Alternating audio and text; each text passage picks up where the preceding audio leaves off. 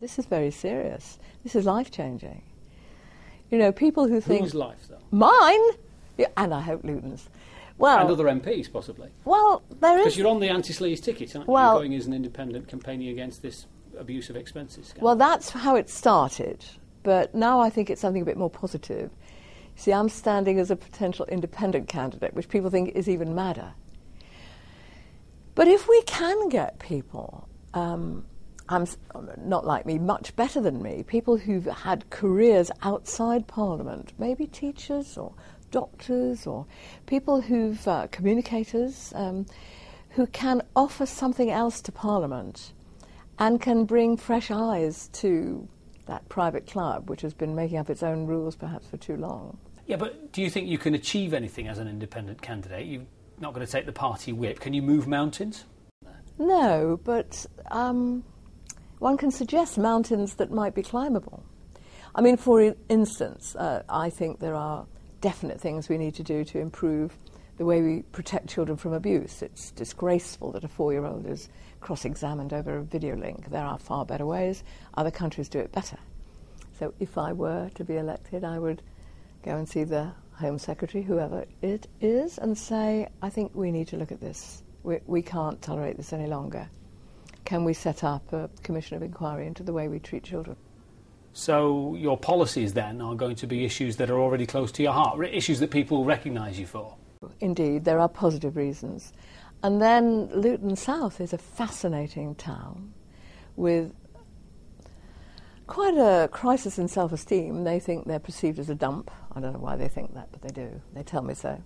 And I think they're not a dump. So anything I could do to make them feel that I think they're terrific, and there are many other people living and working in Luton who think they're terrific, and they are terrific. Why did you choose that particular seat, though? I mean, there were many others you could have chosen, aren't there?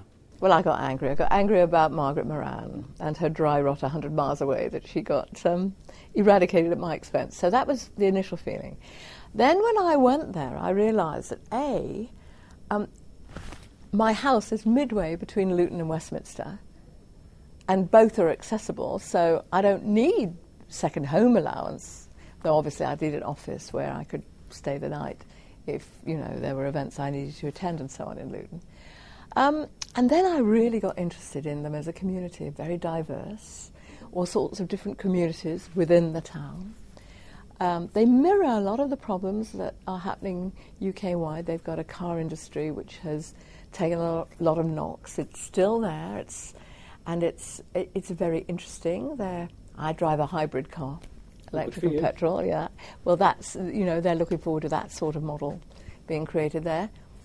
Schools, hospitals, all sorts of things that, you know, they've got some very good practice there in Luton. But there are lots of things that you have to have thoughts on as an MP, aren't there? I mean, health, education, transport, you need policies for all these things.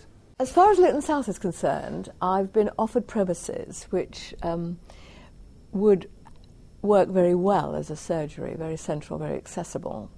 And I shall set up shop and I shall say to people, come and see me, come and talk to me about the reality of your lives and the obstacles that you think are perhaps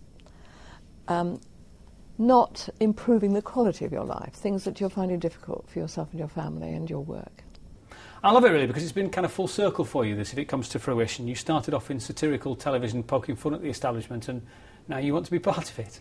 Well, it is a full circle, but it's different the way I perceive it, because I, in That's Life and in consumer programmes before that, was dealing with the nitty-gritty of how can we change people's lives for the better.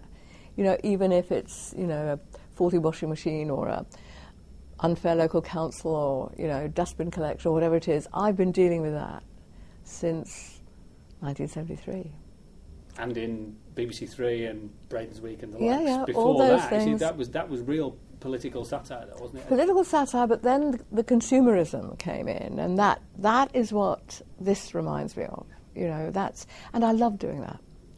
So people who think I'm a television presenter perhaps aren't aware that I was always producer of the show, always completely involved in the editorial work we did. I'm a journalist, I'm a consumer journalist. That's what my trade has been since 1973.